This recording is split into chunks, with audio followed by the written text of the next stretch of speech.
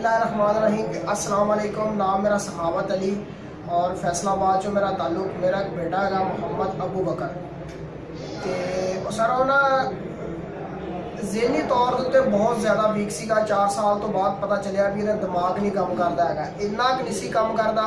ਉਹਨੂੰ ਅਸੀਂ ਆਵਾਜ਼ ਮਾਰਦੇ ਸੀਗੇ ਤੇ ਉਹ ਸਾਡੇ ਵੱਲ ਨੂੰ ਦੇਖਦਾ ਸੀਗਾ, ਲੇਕਿਨ ਉਹਨੂੰ ਪਤਾ ਨਹੀਂ ਸੀ ਲੱਗਦਾ ਕਿ ਮੈਨੂੰ ਕਹਿਣ ਕੀ ਡਿਆ ਆ।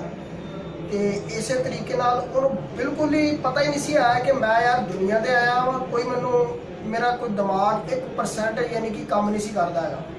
ਕੋਈ ਵੀ ਕੰਮ ਹੈਗਾ ਸੀ ਉਹ ਆਪਣੀ ਮਰਜ਼ੀ ਨਾਲ ਹੀ ਕਰਦਾ ਸੀਗਾ, ਕਿਸੇ ਦੇ ਕਹਿਣ ਤੇ ਕੋਈ ਕੰਮ ਨਹੀਂ ਸੀ ਕਰਦਾ ਹੈਗਾ। ਤੇ ਇਸ ਤਰੀਕੇ ਨਾਲ ਫਿਰ ਨਾ ਮੈਨੂੰ ਟਾਈਮਸ ਦੇ ਵਿੱਚੋਂ ਇੱਕ ਦੋਸਤ ਟਾਈਮਸ ਵਾਲਾ ਮਿਲਿਆ। ਉਹਨੇ ਕਿਹਾ ਯਾਰ ਇੱਥੇ ਸਾਡਾ ਇੱਕ ਡਾਕਟਰ ਹੈਗਾ ਵਾ, ਉਹਨੂੰ ਚੈੱਕਅਪ ਕਰਵਾਓ ਤੇ ਇਨਸ਼ਾਅੱਲਾ ਬੇਟਾ ਤੁਹਾਡਾ ਬਿਹਤਰ ਹੋ ਜਾਏਗਾ। ਮੈਂ ਇੱਥੇ ਲਿਆ ਕੇ ਡਾਕਟਰ ਰਮਜ਼ਾਨ ਸਾਹਿਬ ਹੈਗੇ ਆ, ਉਹਨਾਂ ਨੂੰ ਚੈੱਕਅਪ ਕਰਵਾਇਆ। ਚੈੱਕਅਪ ਕਰਵਾਉਣ ਤੋਂ ਬਾਅਦ ਉਹਨਾਂ ਨੇ ਨਾ ਪ੍ਰੋਡਕਟ ਦਿੱਤੀ। ਪ੍ਰੋਡਕਟ ਇਸਤੇਮਾਲ ਕਰਵਾਈ ਤਕਰੀਬਨ 2 ਮਹੀਨੇ ਸਰ ਜੀ ਉਹ ਯੂਜ਼ ਕਰਵਾਈ ਆ।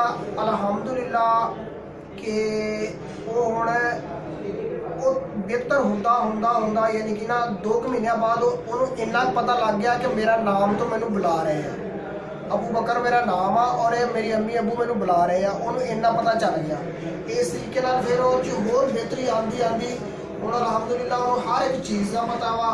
घर दे विच कोई आवाज़ मारे उन्होंने अपने भाइयों के नाम का पता वा, मेरे नाम का पता वा, छोटे भाई के नाम का पता वा, उन्होंने नाम तो बुलाता वा।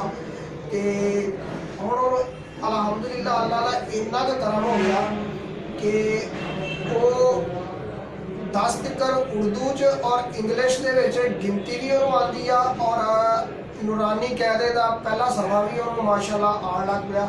और बहुत ही अल्लाह पाक का करम होया। शुक्र है ज़ात पाक का कि जिन्हें अल्लाह पाक ने साडे बेटे को तंदुरुस्ती दी। और ये सिर्फ 2 महीने प्रोडक्ट इस्तेमाल कराने नाल अल्लाह ने इन्ना रिजल्ट दिता। और टाइम्स की प्रोडक्ट बहुत ज़बरदस्त आ, बहुत अच्छी आ।